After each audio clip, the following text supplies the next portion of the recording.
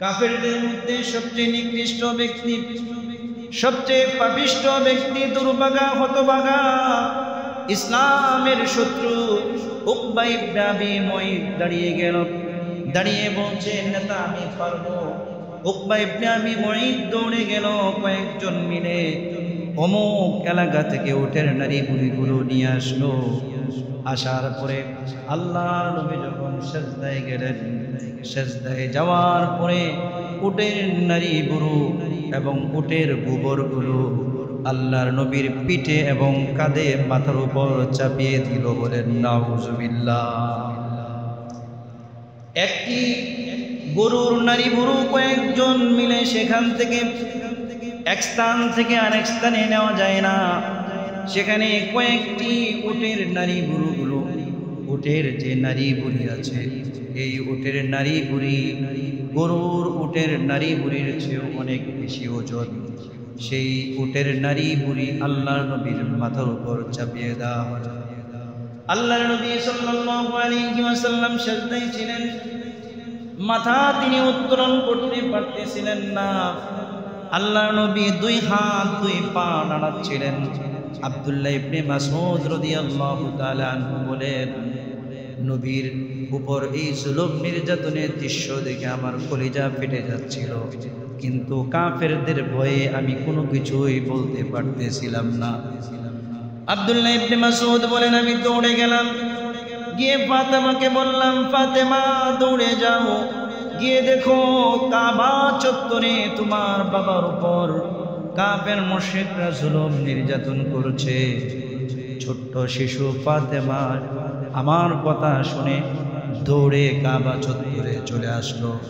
এসে দেখলো তার বাবার কাঁধের উপর উটের নারী বুড়িগুলো চাপিয়ে দেওয়া হয়েছে, আর আল্লাহর নবী দুই হাত আর দুই পা নাড়াচ্ছেন, কিন্তু মাথা উপরের দিকে উঠাইতে পারতেছিলেন না। বলেন নাউজুবিল্লাহ।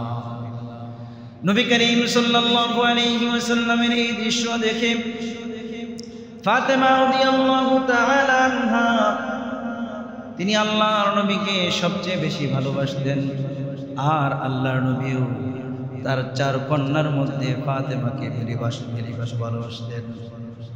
আর প্রত্যেক কন্যারাই তার বাবাকে অত্যন্ত মোহাব্বত করে। কথা বলেন ঠিক না বেঠি? নবী করিম সাল্লাল্লাহু আলাইহি ওয়াসাল্লামের পিঠ থেকে মাথা থেকে উটের নারী বুড়িগুলো যখন সরাইলেন, আল্লাহর নবী মাথা উত্তোলন করলেন। পূর্ণিমার চাঁদের চেয়েও সুন্দর চেহারাটা একদম রক্তে লাল হয়ে গেছে। চেহারার মধ্যে উটের নারী বুড়ির মহিলাগুলো লেগে আছে। ফাতেমা রাদিয়াল্লাহু তাআলা আনহা কান্না করছেন, আর তার আস্তিন দিয়ে, জামার আস্তিন দিয়ে উটের নারী বুড়ির মহিলাগুলো রাসূলের চেহারা দেখে পরিষ্কার করছেন। ফাতেমাকে আল্লাহর নবী জিজ্ঞাসা করলেন, মাই বুকি কিয়া ফাতেমা, হে ফাতেমা তুমি কান্না করছো কেন? ফাতেমা রাদিয়াল্লাহু তাআলা আনহা বললেন, আব্বা জান, কাফেররা মনে হয় আপনার চেহারায় আঘাত করেছে, কাফেররা মনে হয় আপনার জামাগুলো টেনে ছিঁড়ে ফেলেছে। আল্লাহর নবী বললেন, হে ফাতেমা কান্না করো না, আল্লাহ পাক আমাকে এমন এক দিন, এমন এক ধর্ম দিয়ে প্রেরণ করেছেন, লা ইয়াবকা আলা যহরিল আরদি বাইতু মাদারিন ওয়ালা ওয়াবারিন। পৃথিবীর বুকে এমন একটা সময় আসবে, এমন একটা সময় আসবে, পৃথিবীতে যত কাঁচা পাকা ঘর আছে, পাহাড় আছে, অট্টালিকা আছে, পাহাড়ের গুহা আছে, যে যেখানেই থাকুক আল্লাহ পাক এই দ্বীনের বাণী, এই দ্বীনের বিজয় আল্লাহ পাক গোটা পৃথিবীর মধ্যে দান করবেন। বলেন সুবহানাল্লাহ। আলহামদুলিল্লাহ। আল্লাহ পাকের দরবারে লাখো কোটি শুকরিয়া, যিনি আমাদেরকে সাপ্তাহিক দিন সমূহের শ্রেষ্ঠ দিনের সবচেয়ে গুরুত্বপূর্ণ ইবাদত জুমার নামাজ আদায়ের উদ্দেশ্যে দুনিয়ার সর্বোৎকৃষ্ট স্থান তার ঘর মসজিদে, যিনি আশার বসার কোরআন হাদিস থেকে আলোচনা করা শোনার তৌফিক দান করেন, সেই মহান রবের দরবারে অন্তরে অন্তঃস্থল থেকে হৃদয়ের গভীর থেকে মন ভরে প্রাণ খুলে হৃদয়ের সবটুকুন ভালোবাসাকে উজাড় করে দিয়ে সবাই একত্রে সুউচ্চ সুরে সর্বশক্তি প্রয়োগ করে আল্লাহর শেখানো ভাষায় কালিমাত শুকর আদায় করে বলছি আলহামদুলিল্লাহ। আরো জোরে সুরে বলি আলহামদুলিল্লাহ। সম্মানিত উপস্থিতি, পৃথিবীর সুলগ্ন থেকে হক বাতিলের যে যুদ্ধ চলে আসছে সেটা আজও আছে, কিয়ামত পর্যন্ত থাকবে। শয়তান আর মানুষের পারস্পরিক দ্বন্দ্ব সেটা সৃষ্টি লগ্ন থেকে শুরু হয়েছে। হককে, আল্লাহর দ্বীনকে পৃথিবী থেকে নিশ্চিহ্ন করে দেওয়া, ইমানদারদের উপর জুলুম নির্যাতন করা, নবীদের উপর জুলুম নির্যাতন করার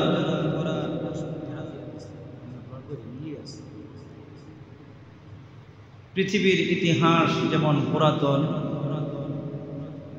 মুসলমান এবং নবীদের উপর কাফের মুশরিকদের জুলুমের ইতিহাসও তত পুরাতন। পৃথিবীতে যত নবী রাসূল এসেছেন সমস্ত নবী রাসূলদের যে মিশন ছিল, এই মিশনকে বাধাগ্রস্ত করার জন্য, ইসলামের আলোকে চিরতরে নিভিয়ে দেওয়ার জন্য শয়তান এবং তার সঙ্গপাঙ্গরা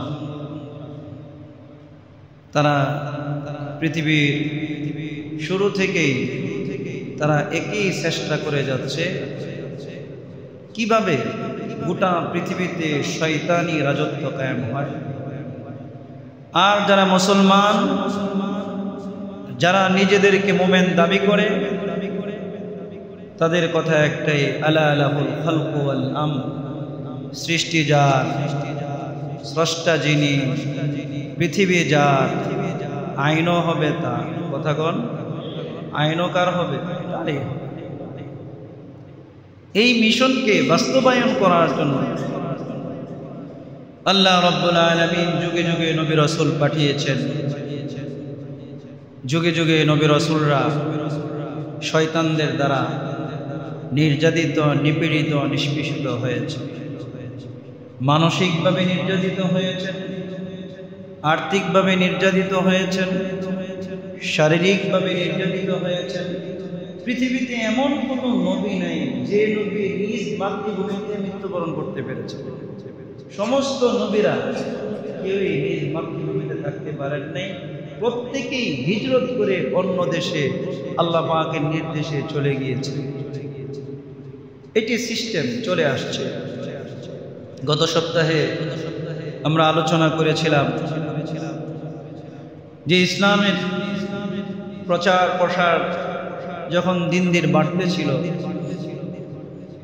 তখন কর্মীদের উপর যারা ইসলাম গ্রহণ করত, কেউ হয়তো গোলাম, কেউ হয়তো শ্রমিক, কেউ হয়তো নিম্ন শ্রেণীর, নিম্ন বংশের মানুষ, যারা ইসলাম গ্রহণ করত, শক্তিশালী, প্রভাবশালী রাজনৈতিক ব্যাকগ্রাউন্ডের যারা ছিল, তারা তাদের উপর জুলুম নির্যাতন করত। খাব্বাব ইবনুল আরাদ রাদিয়াল্লাহু তাআলা আনহু নির্যাতিত হয়েছেন, বেলাল হাবশী নির্যাতিত হয়েছেন। এমনিভাবে আম্মার ইবনে ইয়াসির পরিবার নির্যাতিত হয়েছে। আম্মার রাদিয়াল্লাহু তাআলা আনহুর বাবা ইয়াসির রাদিয়াল্লাহু তাআলা আনহু তিনি নির্যাতিত হয়েছেন।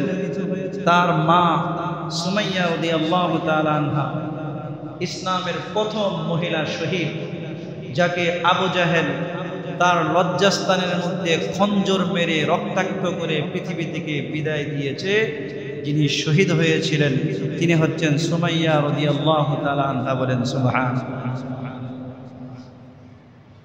ইসলামের ইতিহাস এটা রঙিন কোনো ইতিহাস নয়, এটা রক্তাক্ত ইতিহাস। ইসলামের পথ চলা এটা কোনো ফুল বিছানো রাস্তা নয়, এটা কণ্টাকাকীর্ণ কাঁটাযুক্ত রক্তাক্ত রাস্তা। ইসলামের ইতিহাস এটা পৃথিবীর অন্যান্য ইতিহাসের মতো নয়। এটার ইতিহাস ত্যাগের ইতিহাস, আত্মহুতির ইতিহাস, জান মাল, সন্তান সন্ততি, বিবি বাচ্চা, পরিবার পরিজন সব কিছু বিলিয়ে দেওয়ার ইতিহাস। একে একে যখন সাহাবায়ে কেরামের উপর জুলুম নির্যাতন করা হচ্ছিল, কোনোভাবেই আল্লাহর নবীর দাওয়াতি কার্যক্রমকে থামানো যাচ্ছিল না। তখন তারা চিন্তা করল, এবার কর্মী বাদ দিয়ে নেতাকে ধর। নেতাকে ধরতে গিয়ে আল্লাহর নবীর উপর শারীরিক নির্যাতন শুরু হয়েছে। 40 বছর পর্যন্ত যাকে মাথায় রেখেছে, যাকে আল আমিন উপাধি দিয়েছে, যিনি ছিলেন চরম সত্যবাদী মানুষ। কাফেররা বলতো মুহাম্মদ সাল্লাল্লাহু আলাইহি ওয়াসাল্লাম যদি বলে সূর্য আজকে পশ্চিম দিক থেকে উদিত হচ্ছে, আমরা বলবো মুহাম্মদ মিথ্যা বলে নাই। বলেন সুবহানাল্লাহ। যিনি কখনো জেনে শুনে ভুলে কাউকে কষ্ট দেন না, ভুলেও না, কারো প্রতি জুলুম করেন, মিথ্যা তো বলেন নাই, মিথ্যার আশ্রয় পর্যন্ত নেন নাই। যিনি ছিলেন সবচেয়ে বড় আমানতদার, শুধুমাত্র তাদেরকে আল্লাহর পথে ডাকার কারণে তিনি হয়ে গেলেন তাদের শত্রু। বলেন নাউজুবিল্লাহ। বুখারীর বর্ণনায় এসেছে, বুখারী শরীফ খুলে দেখুন 240 নম্বর হাদিসের বর্ণনায় এসেছে, আন আব্দুল্লাহ ইবনে মাসউদ রাদিয়াল্লাহু তাআলা আনহু قال بينما رسول الله صلى الله عليه وسلم وهو يصلي في فناء الكعبة। আল্লাহর নবীর প্রিয় সাহাবী আব্দুল্লাহ ইবনে মাসউদ রাদিয়াল্লাহু তাআলা আনহু বলেন, কাফেররা সাহাবায়ে কেরামের উপর জুলুম নির্যাতন তো করতেছিল, পাশাপাশি আল্লাহর নবীর উপর জুলুম নির্যাতন শুরু করে দিল। একদিন আমি দেখলাম আল্লাহর নবী আমাদের মাঝে ছিলেন, এমত অবস্থায় তিনি কাবা চত্বরে নামাজে দাঁড়িয়ে গেলেন। কাবা চত্বরে যখন তিনি নামাজে দাঁড়ালেন, আবু জাহেল এবং তার সাঙ্গ পাঙ্গরা তার পাশে বসে আল্লাহ নবীর দিকে ইশারা করে বলছিল, এই রিয়াকার লোক দেখানো মানুষটার ব্যাপারে তোমরা কি কোনো সিদ্ধান্ত নিবা না? তাদের মধ্য থেকে একজন বলল, কোন কোন বর্ণনায় এসেছে আবু জাহেল বলছে, আইয়ুকুম ইয়াজিউ বিসানা জাজুরি বানি ফুলান, তোমাদের মধ্যে এমন কে আছে অমুক এলাকায় যাবে, অমুক এলাকায় গিয়ে অমুক এলাকার উটের নারী বুড়িগুলো নিয়ে আসবে, উটের নারী বুড়িগুলো নিয়ে এসে ইদা সাজাদা ওয়াদাহু আলা আতিকাইহি, যখন মুহাম্মদ সাজদায় যাবে, সাজদায় যাওয়ার সাথে সাথে উটের নারী বুড়িগুলো তার মাথার উপর, তার কাঁধের উপর চাপিয়ে দিবে। বলেন নাউযুবিল্লাহ। কাফেরদের মধ্যে সবচেয়ে নিকৃষ্ট ব্যক্তি, সবচেয়ে পাপিষ্ঠ ব্যক্তি, দুর্ভাগা হতভাগা, ইসলামের শত্রু উকবা ইবনে আবি মুঈত দাঁড়িয়ে গেল, দাঁড়িয়ে বলছে, নেতা আমি পারবো। উকবা ইবনে আবি মুঈত দৌড়ে গেল, কয়েকজন মিলে অমুক এলাকা থেকে উটের নারী বুড়িগুলো নিয়ে আসলো। আসার পরে আল্লাহর নবী যখন সিজদায় গেলেন, সিজদায় যাওয়ার পরে উটের নারী বুড়ো এবং উটের গোবরগুলো আল্লাহর নবীর পিঠে এবং কাঁধে মাথার উপর চাপিয়ে দিল। বলেন নাউযুবিল্লাহ। একটি গরুর নারী বুড়ো কয়েকজন মিলে সেখান থেকে এক স্থান থেকে আরেক স্থানে নেওয়া যায় না, সেখানে কয়েকটি উটের নারী বুড়োগুলো, উটের যে নারী বুড়ি আছে, এই উটের নারী বুড়ি গরুর উটের নারী বুড়ির চেয়েও অনেক বেশি ওজন। সেই উটের নারী বুড়ি আল্লাহর নবীর মাথার উপর চাপিয়ে দেওয়া হয়। আল্লাহর নবী সাল্লাল্লাহু আলাইহি ওয়াসাল্লাম সিজদায় ছিলেন, মাথা তিনি উত্তোলন করতে পারতেছিলেন না। আল্লাহর নবী দুই হাত দুই পা নাড়াচ্ছিলেন। আব্দুল্লাহ ইবনে মাসউদ রাদিয়াল্লাহু তাআলা আনহু বলেন, নবীর উপর এই জুলুম নির্যাতনের দৃশ্য দেখে আমার কলিজা ফেটে যাচ্ছিল, কিন্তু কাফেরদের ভয়ে আমি কোনো কিছুই বলতে পারতেছিলাম না।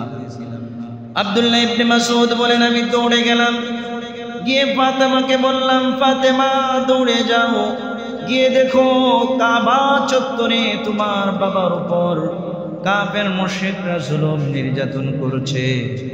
ছোট্ট শিশু ফাতেমা আমার কথা শুনে দৌড়ে কাবা চত্বরে চলে আসলো। এসে দেখলো তার বাবার কাঁধের উপর উটের নারী বুড়িগুলো চাপিয়ে দেওয়া হয়েছে, আর আল্লাহর নবী দুই হাত আর দুই পা নাড়াচ্ছেন, কিন্তু মাথা উপরের দিকে উঠাইতে পারতেছিলেন না। বলেন নাউজুবিল্লাহ। নবী করিম সাল্লাল্লাহু আলাইহি ওয়াসাল্লামের এই দৃশ্য দেখে ফাতেমা রাদিয়াল্লাহু তাআলা আনহা, তিনি আল্লাহর নবীকে সবচেয়ে বেশি ভালোবাসতেন, আর আল্লাহর নবীও তার চার কন্যার মধ্যে ফাতেমাকে বেশি ভালোবাসতেন। আর প্রত্যেক কন্যারাই তার বাবাকে অত্যন্ত মোহাব্বত করে। কথা বলেন ঠিক না বেঠি? নবী করিম সাল্লাল্লাহু আলাইহি ওয়াসাল্লামের পিঠ থেকে মাথা থেকে উটের নারী বুড়িগুলো যখন সরাইলেন, আল্লাহর নবী মাথা উত্তোলন করেন। পূর্ণিমার চাঁদের চেয়েও সুন্দর চেহারাটা একদম রক্তে লাল হয়ে গেছে। চেহারার মধ্যে উটের নারী বুড়ির মহিলাগুলো লেগে আছে। ফাতেমা রাদিয়াল্লাহু তাআলা আনহা কান্না করছেন, আর তার আস্তিন দিয়ে, জামার আস্তিন দিয়ে উটের নারী বুড়ির মহিলাগুলো রাসূলের চেহারা দেখে পরিষ্কার করছেন। ফাতেমাকে আল্লাহর নবী জিজ্ঞাসা করেন, মাই বুকি কিয়া ফাতেমা, হে ফাতেমা তুমি কান্না করছো কেন? ফাতেমা রাদিয়াল্লাহু তাআলা আনহা বললেন, আব্বা জান, কাফেররা মনে হয় আপনার চেহারায় আঘাত করেছে, কাফেররা মনে হয় আপনার জামাগুলো টেনে ছিঁড়ে ফেলেছে। আল্লাহর নবী বললেন, হে ফাতেমা কান্না করো না, আল্লাহ পাক আমাকে এমন এক দিন, এমন এক ধর্ম দিয়ে প্রেরণ করেছেন, লা ইয়াবকা আলা যহরিল আরদি বাইতু মাদারিন ওয়ালা ওয়াবারিন। পৃথিবীর বুকে এমন একটা সময় আসবে, এমন একটা সময় আসবে, পৃথিবীতে যত কাঁচা পাকা ঘর আছে, পাহাড় আছে, অট্টালিকা আছে, পাহাড়ের গুহা আছে, যে যেখানে থাকো আল্লাহ পাক এই দ্বীনের বাণী, এই দ্বীনের বিজয় আল্লাহ পাক গোটা পৃথিবীর মধ্যে দান করবেন। বলেন সুবহানাল্লাহ। নবী করিম সাল্লাল্লাহু আলাইহি ওয়াসাল্লাম এমন এক সময় ভবিষ্যৎবাণী দিয়েছেন, যে সময় কাফেরদের ভয়ে মুসলমানরা ঘর থেকে বের হতো না, কাফেরদের সামনে আল্লাহর নাম উচ্চারণ করার সাহস পেত না, নামাজ পড়ার সাহস পেত না। চতুর্দিক থেকে মুসলমানদেরকে কাফের মুশরিকরা ঘেরাও করে তারা চতুর্দিক থেকে তাদের উপর জুলুম নির্যাতন করতেছিল। বলেন নাউজুবিল্লাহ। এই জুলুম নির্যাতনগুলো চলছিল, আল্লাহ নবীর উপরও শুরু হয়ে গেছে। এই সমস্ত নির্যাতন আর দুঃখের সংবাদগুলোর মধ্যে কয়েকটি খুশির সংবাদও আছে। এর মধ্যে একটি হচ্ছে আল্লাহর নবীর চাচা হামজা রাদিয়াল্লাহু তাআলা আনহু ইসলাম গ্রহণ করেছেন। বলেন সুবহানাল্লাহ। হামজা রাদিয়াল্লাহু তাআলা আনহু মক্কার তিনি একজন দূরদর্শী সাহসী যুবক ছিলেন, কুরাইশদের অনেক মর্যাদাবান মানুষ ছিলেন। হামজা রাদিয়াল্লাহু তাআলা আনহুর সামনে উঁচু বাক্যে কথা বলবে এমন কোনো মানুষ মক্কার জমিনে ছিল না। হামজা রাদিয়াল্লাহু তাআলা আনহু তিনি কিভাবে ইসলাম গ্রহণ করেছেন, ঐতিহাসিকগণ, হাদিস বিশারদগণ লেখেন, একদিন তিনি শিকারে বের হয়েছেন। শিকারে বের হয়ে যাওয়ার পরে আল্লাহ নবী পাহাড়ের পাদদেশ দিয়ে দাওয়াতের কাজ করছিলেন। তিনি মানুষদেরকে আল্লাহর প্রতি আহ্বান করছিলেন। শিকার থেকে আবু জাহেল ফিরছিল, যখন দেখলো আল্লাহর নবী দাওয়াতের কাজ করছেন, তখন আবু জাহেল আল্লাহ নবীর কলার ধরলো। কলার ধরে গামছা পেঁচিয়ে গলার মধ্যে এত জোরে টান দিল, এত জোরে টান দিল, আল্লাহর নবীর চেহারা লাল হয়ে গেল, চোখ বের হয়ে যাওয়ার উপক্রম হলো। আল্লাহর নবীকে ধনুক দিয়ে, ধনুকের তার দিয়ে পেটাইলো। আল্লাহর নবী শুধু মাথা নিচু করে রইলেন।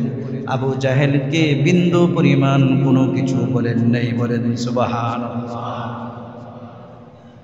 আল্লাহর নবী চলে গেলেন। এই দৃশ্য হামজা রাদিয়াল্লাহু তাআলা আনহুর বাদী দেখলো। বাদী দেখার পরে তার কলিজাটা ফেটে গেল। আর ওই বাদী মনে মনে ভাবলো, এই নবী, এই মুহাম্মদকে নিঃসঙ্গ পেয়ে, মুহাম্মদকে একাকী পেয়ে আবু জাহেল যেভাবে মারলো, আজকে যদি মুহাম্মদের পিতা জীবিত থাকতো তাহলে মুহাম্মদকে এইভাবে আবু জাহেল প্রহার করতে পারতো না। হামজা রাদিয়াল্লাহু তাআলা যখন শিকার থেকে ফিরে আসলেন, বাদী বলছে, হে হামজা, তুমি কি মারা গেছো নাকি? তোমাদের বংশে কি কোনো মানুষ নেই? তোমরা জীবিত থাকলে তোমার ভাতিজা মুহাম্মদের উপর আবু জাহেল আক্রমণ করে। আজকে আমি দেখলাম পাহাড়ের পাদদেশে মুহাম্মদকে দাঁড় করিয়ে আবু জাহেল অনেক গালিগালাজ করেছে এবং তার উপর অনেক শারীরিক নির্যাতন করেছে। হামজা রাদিয়াল্লাহু তাআলা এটা শোনার পরে তার কলিজাটা ফেটে গেল। তিনি মনে মনে ভাবলেন, এই বাপ মারা সন্তান, মা মারা সন্তান, যে সন্তান গর্ভে থাকা অবস্থায় পিতাকে হারিয়েছে, ছোট্টবেলায় মাকে হারিয়েছে, দাদাকে হারিয়েছে, সেই মুহাম্মদের উপর কাফেররা এত জুলুম নির্যাতন করেছে। হামজা রাদিয়াল্লাহু তাআলা সহ্য করতে না পেরে তরবারি উঁচিয়ে আবু জাহেলের কাছে চলে গেল। গিয়ে দেখলো আবু জাহেল কাবা চত্বরে বসে আছে। হামজা রাদিয়াল্লাহু তাআলা আবু জাহেলের কলার ধরে তাকে দাঁড় করিয়ে বলল, আবু জাহেল, তুই কি মনে করেছিস মুহাম্মদের পিতা আব্দুল্লাহ মারা গিয়েছে আর তার কেউ নাই? তুই শুনে রাখ, মুহাম্মদের পিতা আব্দুল্লাহ মারা গিয়েছে, কিন্তু তার চাচা হামজা এখনো জীবিত আছে। বলেন সুবহানাল্লাহ।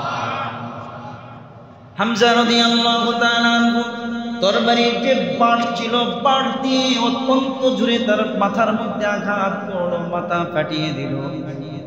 আবু জাহেল কোনো কিছুই বলল না, চলে আসলেন। চলে আসার পরে আল্লাহ নবীকে সান্ত্বনা দিয়ে বলছেন, মুহাম্মদ, তোমাকে আবু জাহেল প্রহার করেছে, তোমার উপর জুলুম নির্যাতন করেছে, আমি শুনেছি। শোনার পরে সেটার প্রতিশোধ আমি গ্রহণ করেছি। আল্লাহ নবী বললেন, আপনি কেন প্রতিশোধ গ্রহণ করেন?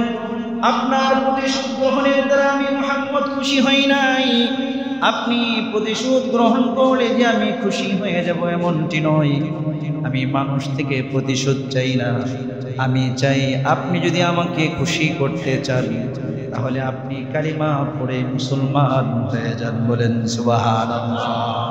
সাথে সাথে হামজা রাদিয়াল্লাহু তাআলা বললেন, হে মুহাম্মদ, তুমি আমার ভাতিজা, তুমি সাধারণ কোনো মানুষ নও। কারণ সাধারণ মানুষগুলো হচ্ছে প্রতিশোধে বিশ্বাসী, এরা প্রতিশোধ গ্রহণ করতে চায়, এরা প্রতিশোধ পরায়ণ। নিশ্চয় তুমি আল্লাহর নবী, তুমি চাও সমস্ত মানুষ ইসলামের ছায়াতলে চলে আসো। সুতরাং আমি তোমাকে সাক্ষ্য রেখে কালিমা পড়ছি, কালিমা লা ইলাহা ইল্লাল্লাহ মুহাম্মাদুর রাসূলুল্লাহ সাল্লাল্লাহু আলাইহি ওয়াসাল্লাম। হামজা রাদিয়াল্লাহু তাআলা ইসলাম গ্রহণ করেছে, থেমে যায়নি। যারা ইসলাম গ্রহণ করে এরা আগে ইসলাম গ্রহণের আগে যতই প্রভাবশালী হোক, এদের ধন সম্পদ, এদের মান মর্যাদা, এদের পদ পদবি সব কিছু কেড়ে নেওয়া হয় এবং তাদেরকে বিদ্রোহী, তাদেরকে বেদিন, তাদেরকে নাস্তিক, জঙ্গি বিভিন্ন টেক দিয়ে সমাজের মানুষের কাছে তাদেরকে কালারিং করা। সাহাবাই কেরামের মধ্যে আবু জাহেলের মতো সেই ক্ষমতাবান ছিল ওমরে ফারুক রাদিয়াল্লাহু তাআলা। হামজা রাদিয়াল্লাহু তাআলা কাবা চত্বরে আবু জাহেলকে মারছে, এটা দেখে ওমর রাদিয়াল্লাহু তাআলা সহ্য করতে পারেন। হামজা রাদিয়াল্লাহু তাআলা যেদিন ইসলাম গ্রহণ করেছেন, বৃহস্পতিবার দিন ছিল, ওই দিন রাতে আল্লাহর নবী আল্লাহর কাছে দোয়া করছেন, আল্লাহুম্মা আইসিল ইসলাম বিউমর ইবনুল খাত্তাব আও বিআবা জাহলিন। আল্লাহ, আপনি উমর ইবনুল খাত্তাব অথবা আবু জাহেলের মাধ্যমে ইসলামকে শক্তিশালী করুন, বলেন সুবহানাল্লাহ। দুইজনের মধ্যে যাকে আপনি মহব্বত করেন, ভালোবাসেন, তাকে ইসলাম গ্রহণ করার তৌফিক দেন। এইদের দুইজনের মধ্যে যদি একজন ইসলাম গ্রহণ করে, তাহলে ইসলামের শক্তি বেড়ে যাবে, বলেন সুবহানাল্লাহ। উমর রাদিয়াল্লাহু তাআলা এই দৃশ্য যখন দেখছে, আবু জাহেলকে হামজা রাদিয়াল্লাহু তাআলা আঘাত করেছে, সে ভাবল এই মুহাম্মদের কারণে গোটা মক্কার মানুষ দুই ভাগে ভাগ হয়ে গেছে, স্বামী স্ত্রী থেকে পৃথক হয়ে যাচ্ছে, সন্তানরা বাবা থেকে, বাবা সন্তান থেকে, বংশ থেকে বংশ, দল থেকে দল, গোত্র থেকে গোত্র। একই পরিবারের তিনজন ইসলাম গ্রহণ করেছে, দুইজন করে নাই। স্বামী থেকে স্ত্রী একে অন্য থেকে পৃথক হয়ে যাচ্ছে। এই বিভাজন, এই দ্বিখণ্ডিত করার পিছনে তো একমাত্র দায়ী হচ্ছে মুহাম্মদ, বলেন নাউজুবিল্লাহ। ওমর রাদিয়াল্লাহু তাআলা আনহু ইবনে ইসহাকের বর্ণনায় এসেছে, সিরাতে ইবনে হিশামের বর্ণনায় এসেছে, ওমর রাদিয়াল্লাহু তাআলা আনহু তিনি নিজেই নিজের ইসলামের ঘটনা বর্ণনা করছেন। তিনি বলেন, হামজা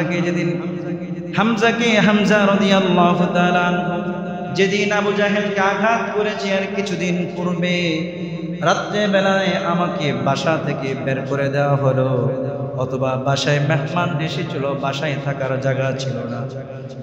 আমি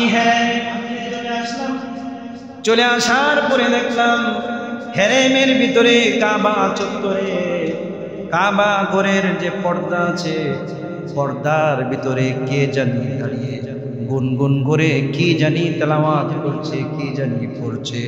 আমি কৌতূহল বশত কাবার গিলাফটাকে সরাইলাম, সরিয়ে আমি ভিতরে গেলাম, গিয়ে দেখলাম মুহাম্মদ নামাজে দাঁড়িয়ে কি জানি পড়ছে। আমি কৌতূহল বশত তার কাছাকাছি গেলাম, গিয়ে দেখলাম এত সুন্দর, এত মধুর কোরআন তেলাওয়াত করছে, এত ছন্দে ছন্দে কোরআন তেলাওয়াত করছে। আমি তার কোরআন তেলাওয়াতে বিমোহিত হয়ে গেলাম, বলেন সুবহানাল্লাহ।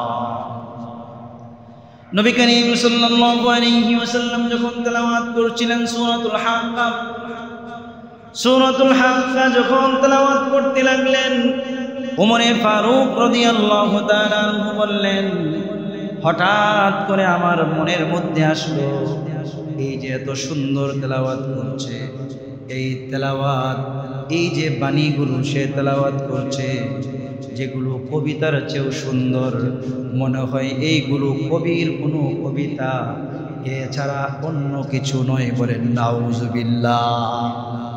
উমর রাদিয়াল্লাহু তাআলা আনহু বলেন, যখন আমি মনে মনে এটা ভাবলাম, সাথে সাথে তিনি তেলাওয়াত করলেন, ওয়ামা হুয়া বিকাউলি শাইর কলিলাম মা তুমিনুন। সাথে সাথে তিনি তেলাওয়াত করলেন, এটা কোনো কবির কাব্য নয়, কবির কবিতা নয়, বরঞ্চ তোমরা আল্লাহ পাকের এই কালাম কমি বিশ্বাস করো, বলেন সুবহানাল্লাহ।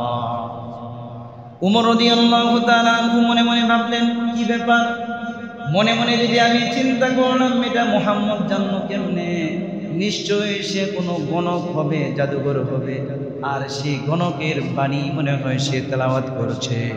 সাথে সাথে আল্লাহ রাব্বুল আলামিনের নির্দেশে আল্লাহর নবী তেলাওয়াত করেন, ওয়ালা বিকাউলি কাহিন কলিলাম মা তাযাক্কারুন তানজিলুম রাব্বিল আলামিন। সাথে সাথে তিনি তেলাওয়াত করেন। এটা কোনো গণকের কবিতা নয়, গণকের কোনো কাব্য নয়, গণকের কথাও নয়, এটা হচ্ছে বিশ্ব জগতের পালনকর্তা আল্লাহ রাব্বুল আলামিনের পক্ষ থেকে নাজিলকৃত কিতাব। বলেন সুবহানাল্লাহ।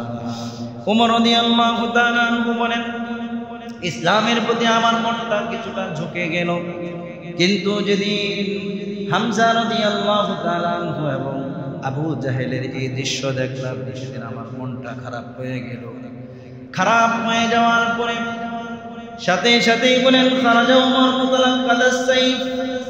ওমর রাদিয়াল্লাহু তাআলা আনহু সম্পর্কে ঐতিহাসিকগণ বলেন, এই দৃশ্য যখনই দেখেছে, দেখার সাথে সাথেই তার হাতে যে তরবারি ছিল, এই তরবারি নিয়ে আল্লাহর নবীকে হত্যার উদ্দেশ্যে তার বাড়ির দিকে রওনা করেছে। বলেন নাউজুবিল্লাহ। ওমর রাদিয়াল্লাহু তাআলা আনহু চলছেন আল্লাহর নবীকে হত্যা করতে, সাথে সাথেই ফালাকিয়া রাজুলুম মিন বানি যুহরা, বনি যুহরার এক ব্যক্তির সাথে তার সাক্ষাৎ হয়ে গেছে। তার নাম হচ্ছে নুয়াইম আব্দুল্লাহ। এই নুয়াইম আব্দুল্লাহ রাদিয়াল্লাহু তাআলা আনহুর সাথে যখন সাক্ষাৎ হলো, নুয়াইম আব্দুল্লাহ জিজ্ঞাসা করল, হে ওমর আইনা তামিদু ইয়া ওমর, হে ওমর তুমি কোন দিকে যাচ্ছ, কোথায় যাচ্ছ? সাথে সাথে ওমর বলল, উরিদু আন আকতুলা মুহাম্মাদান, আমি মুহাম্মদকে হত্যা করতে যাচ্ছি। বলেন নাউজুবিল্লাহ। সাথে সাথে নুয়াইম আব্দুল্লাহ বলল, ওয়া কাইফা তা'মানু মিন বানি যুহরা ওয়া বানি হাশিম, বনু হাশিম এবং বনি যুহরা থেকে তুমি কিভাবে নিরাপদ থাকবে? যদি তুমি মুহাম্মদকে হত্যা করো, বনু হাশিম তোমাকে ছেড়ে দিবে না, বনু যুহরা তোমাকে ছেড়ে দিবে না, মুহাম্মদের হত্যার পরিবর্তে তোমাকেও হত্যা করবে। সাথে সাথে ওমর রাদিয়াল্লাহু তাআলা আনহু বললেন, হে নুয়াইম, তুমিও মনে হয় বেদিন হয়ে গেছো, তুমিও মনে হয় মুহাম্মদের ধর্মে গ্রহণ করে তুমিও মনে হয় মুসলমান হয়ে গেছো। বলেন সুবহানাল্লাহ। নুয়াইম আব্দুল্লাহ বললেন, হ্যাঁ আমি মুসলমান হয়েছি। নুয়াইম আব্দুল্লাহর উপর ওমর রাদিয়াল্লাহু তাআলা আনহু আগে খুবই ঝাঁপিয়ে পড়তে চাইলেন। নুয়াইম আব্দুল্লাহ বললেন, থামো থামো, আফালা আদুল্লুকা আলা আজাবি ইয়া ওমর, হে ওমর তুমি আমার ইসলাম গ্রহণে আশ্চর্য হয়েছো, এর চেয়েও আশ্চর্য খবর আমি তোমাকে দিব কিনা? ওমর রাদিয়াল্লাহু তাআলা বললেন, বলো কি আশ্চর্যের খবর? নুয়াইম আব্দুল্লাহ বললেন, ইন্না খাতনাকা ওয়া উখতাকা কাদ সাবাওয়া, যে তোমার বোন জামাই এবং তোমার বোন ফাতেমা উভয়ই ইসলাম গ্রহণ করে মুসলমান হয়ে গেছে। বলেন সুবহানাল্লাহ। ওমর রাদিয়াল্লাহু তাআলা আনহু যখন বোন জামাইয়ের বোনের কথা শুনল, সাথে সাথে রাগান্বিত হইল, ক্রোধান্বিত হয়ে বোনের বাড়ির দিকে রওনা করলো। ওমর রাদিয়াল্লাহু তাআলা আনহু ঝড়ের গতিতে তার বোনের বাড়ির দিকে যাচ্ছিল, আর তার বোনের বাসায় বসে খাব্বাব রাদিয়াল্লাহু তাআলা আনহু তার বোনকে এবং বোন জামাইকে কোরআন শেখাচ্ছিল, সূরা তাহা তেলাওয়াত করে শোনাচ্ছিল। বলেন সুবহানাল্লাহ। খাব্বাব রাদিয়াল্লাহু তাআলা আনহু যখন ওমর রাদিয়াল্লাহু তাআলা আনহুর উপস্থিতি টের পেলেন, ঘরের এক কোণায় চলে গেলেন, আর তার বোন ফাতেমা কোরআনের সেই অংশটাকে লুকিয়ে ঘরের কোণার মধ্যে রেখে দিলেন। বলেন সুবহানাল্লাহ। এবার ওমর রাদিয়াল্লাহু তাআলা আনহু ঘরে প্রবেশ করার পরে বলছে, তোমরা কি করছিলে? তারা উভয়ে বলল, আমরা পরস্পর আলাপ করছিলাম। কয় না, তোমরা কি জানি তেলাওয়াত করছিলে? বলল না, আমরা কোনো কিছু তেলাওয়াত করছিলাম না, আমরা কথা বলছিলাম। এবার ওমর রাদিয়াল্লাহু তাআলা বললেন, আমার কানে সংবাদ এসেছে তোমরা নাকি বেদিন হয়ে গেছো, তোমরা নাকি আমাদের ধর্ম ছেড়ে নবীর ধর্ম মুহাম্মদের ধর্ম গ্রহণ করেছো। সাথে সাথে তার বোন জামাই বলছে, সত্য আর হক যদি অন্য ধর্মে থাকে তাহলে সেই অন্য ধর্ম গ্রহণ করতে সমস্যা কি? এটা শোনার সাথে সাথেই তার বোন জামাইয়ের উপর সাথে সাথে ওমর রাদিয়াল্লাহু তাআলা আনহু ঝাঁপিয়ে পড়ে তরবারির খাপ দিয়ে তাকে মারতে লাগলো। মারতে মারতে রক্তাক্ত হয়ে গেছে।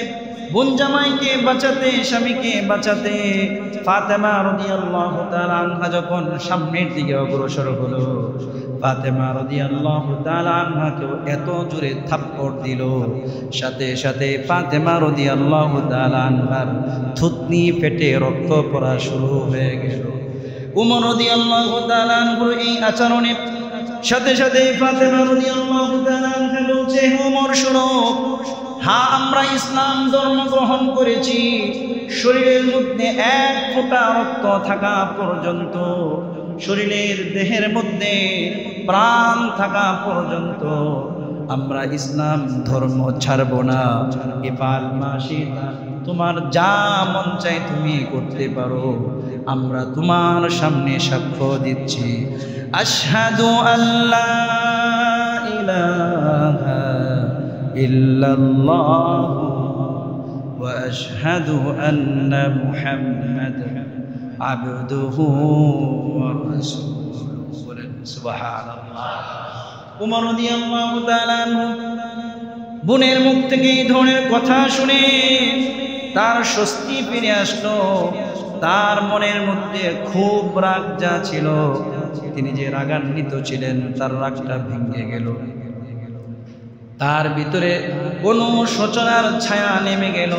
তিনি মনে মনে ভাবলেন, যে বোনকে কুলে পিঠে করে মানুষ করলাম, কোনোদিন একটা ফুলের টোক্কা পর্যন্ত দেই নেই, আজকে সেই বোনকে আঘাত করেছে, বোন জামাইকে মারলাম, মারার পরেও তারা ইসলাম ছাড়ার কথা বলছে না। সুতরাং এই ইসলাম গ্রহণের প্রতি তারা যে ইসলাম গ্রহণ করেছে, এইটা শুনে উমর রাদিয়াল্লাহু তাআলা আনহু ইসলামের প্রতি তারও মনে আকৃষ্ট হয়ে গেল। বলেন সুবহানাল্লাহ। উমর রাদিয়াল্লাহু তাআলা আনহু বললেন, হে বোন ফাতেমা, তুমি কি তেলাওয়াত করছিলে, কি পড়ছিলে দেখাও। উমর রাদিয়াল্লাহু তাআলা আনহুকে বলা হলো, ভাইজান এটা হচ্ছে পবিত্র কালাম, আল্লাহর বাণী, এটা পবিত্র, আপনিও পবিত্র, আপনিও মুসলিম, আপনি এই পবিত্র কালাম স্পর্শ করার আর তেলাওয়াত করার অধিকার রাখেন না। বলেন সুবহানাল্লাহ। উমর রাদিয়াল্লাহু তাআলা আনহুকে বলা হলো, আপনি গোসল করেন, গোসল করে সূরা তাহা তেলাওয়াত করেন। তাহা তেলাওয়াত করার পরে উমর রাদিয়াল্লাহু তাআলা আনহুর শক্ত হৃদয়টাকে সাথে সাথে বিগলিত হয়ে গেল। তিনি বললেন, আমাকে মুহাম্মদের দরবারে নিয়ে যাও। খাব্বাব রাদিয়াল্লাহু তাআলা আনহু ঘরের কোণার মধ্যে লুকিয়েছিলেন। এটা শোনার সাথে সাথে বের হয়ে আসলেন, এসে বললেন, মারহাবান, আহলান সাহলান ইয়া উমর, তোমার সাধুবাদ, তোমাকে ধন্যবাদ, তোমার ইসলামে আসা তোমার শুভ হোক। বলেন সুবহানাল্লাহ। খাব্বাব রাদিয়াল্লাহু তাআলা আনহু বললেন, গত বৃহস্পতিবার রাতে আমি আল্লাহর রাসূলকে নিজ কানে তোমার ব্যাপারে দোয়া করতে শুনেছি। আবু জাহেল এবং তোমার ব্যাপারে আল্লাহর রাসূল দোয়া করেছেন। আমার মনে হয় আল্লাহ পাক তোমাকে ইসলামের জন্য কবুল করেছেন। বলেন সুবহানাল্লাহ। ওমর রাদিয়াল্লাহু তাআলা আল্লাহর নবীর দরবারে গেলেন। দারুল আরকামের দরজার মধ্যে গিয়ে যখন ফটফটাইতে লাগলেন, জিজ্ঞাসা করা হইল, কে এসেছে? বলল, উমর এসেছে। সাহাবী যখন দরজা খুলে দেখলো উমর রাদিয়াল্লাহু তাআলা আনহু নাঙ্গা তরবারি নিয়ে দাঁড়িয়ে রয়েছে, সাহাবী দৌড়ে গিয়ে বলল, ইয়া রাসূলুল্লাহ, উমর তো তরবারি নিয়ে এসেছে। হামজা রাদিয়াল্লাহু তাআলা আনহু বললেন, ভয়ের কোনো কিছু নাই, শোনো, উমর যদি সৎ উদ্দেশ্যে আসে তাহলে আহলান সাহলান, আর যদি সে অদর্শ উদ্দেশ্যে আসে, সে যদি কোনো দুরভিসন্ধি নিয়ে আসে, তাহলে উমরের তরবারি দিয়ে উমরকে হত্যা করে ফেলবো। বলেন সুবহানাল্লাহ। উমর রাদিয়াল্লাহু তাআলা আনহু আল্লাহর নবীর দরবারে গেলেন। আল্লাহর নবী উঠে দাঁড়াইলেন, তরবারি সহ উমর রাদিয়াল্লাহু তাআলা আনহুর বুকের কলার ধরে আল্লাহর নবী বললেন, হে উমর, তোমার কি এখনো ইসলাম গ্রহণের সময় হয় নাই? উমর রাদিয়াল্লাহু তাআলা এই কথা শোনার সাথে সাথে তরবারিটা হাত থেকে কাঁপতে কাঁপতে পড়ে গেল। আর তিনি বললেন, ইয়া রাসূলুল্লাহ, আমি সাক্ষ্য দিচ্ছি, আশহাদু আল্লা ইলাহা ইল্লাল্লাহু ওয়া আশহাদু আন্না মুহাম্মাদুর রাসূলুল্লাহ। সবাই বলেন সাল্লাল্লাহু আলাইহি ওয়াসাল্লাম। উমর রাদিয়াল্লাহু তাআলা, হামজা রাদিয়াল্লাহু তাআলা আনহুমা উভয়ে যখন ইসলাম গ্রহণ করলেন, ইসলামের শক্তি সঞ্চারিত হয়েছে, বলেন সুবহানাল্লাহ। কিন্তু জুলুম নির্যাতন বন্ধ হয় নাই। কাফেররা আরো হতাশ হয়ে গেল। যাদেরকে আমরা আইডল মনে করতাম, ওরাও শেষ পর্যন্ত মুহাম্মদের দলে যোগ দিয়েছে, বলেন সুবহানাল্লাহ। কাফের মুশরিকরা মুসলমানদের উপর জুলুম নির্যাতন একের পর এক যখন করছিল, সাথে সাথে একদিন জুলুম নির্যাতন সহ্য করতে না পেরে আল্লাহর নবীর প্রিয় সাহাবী খাব্বাব ইবনুল আরাত রাদিয়াল্লাহু তাআলা, বুখারীর 3612 নম্বর বর্ণনায় এসেছে, আন খাব্বাব ইবনুল আরাত রাদিয়াল্লাহু তাআলা قال شكونا إلى رسول الله صلى الله عليه وسلم وهو متوسد بردة له في ظل الكعبة। আল্লাহ নবীর প্রিয় সাহাবী খাব্বাব ইবনুল আরাত রাদিয়াল্লাহু তাআলা আনহু বলেন, কাফেরদের জুলুম নির্যাতন এত পরিমাণে বেড়ে গিয়েছিল, শান্তিতে ঘুমাইতে পারতাম না, রাস্তা দিয়ে চলতে পারতাম না, সদা সর্বদা আতঙ্ক কাজ করত, কখন না জানি কি হয়ে যায়, কখন গুম হয়ে যায়, কখন জুলুম নির্যাতন নেমে আসে, কখন গ্রেফতার হয়ে যায়, কখন আমাদের উপর নির্যাতনের স্টিম রোলার চলে, কখন কি জানি হয়ে যায়। এই ভীতি যখন আমাদের ভিতরে কাজ করছিল, একদিন আমরা মিলে আল্লাহর নবীর কাছে অভিযোগ করলাম, এমত অবস্থায় তিনি কাবার ছায়ার নিচে তার চাদরটাকে বালিশ বানিয়ে কাবার ছায়ার নিচে তিনি বিশ্রাম নিচ্ছিলেন, বলেন সুবহানাল্লাহ। আমরা বললাম, ইয়া রাসূলুল্লাহ আলা তাস্তানসিরু লানা আলা তাদউ লানা, ইয়া রাসূলুল্লাহ আমরা তো জুলুম নির্যাতন সহ্য করতে করতে শেষ হয়ে গেলাম, আপনি আল্লাহর কাছে কি আমাদের জন্য দোয়া করবেন না? আপনি কি আল্লাহর কাছে আমাদের জন্য সাহায্য চাবেন না?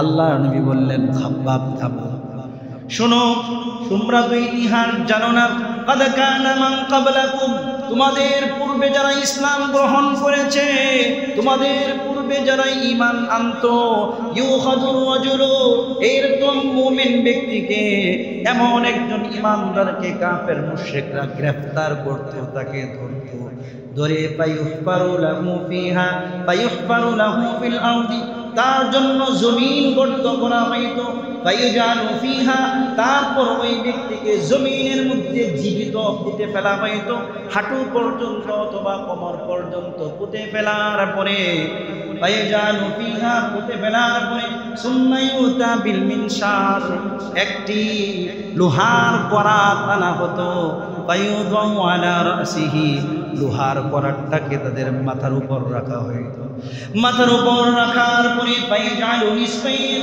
গাছকে যেভাবে করাত দিয়া কেটে দুই টুকরো করা হয়, একজন মুমিনকে এইভাবে মাথা থেকে ছিঁড়তে ছিঁড়তে তার গোটা দেহটাকে দ্বিখণ্ডিত করে দেওয়া হতো, বলেন নাউযুবিল্লাহ।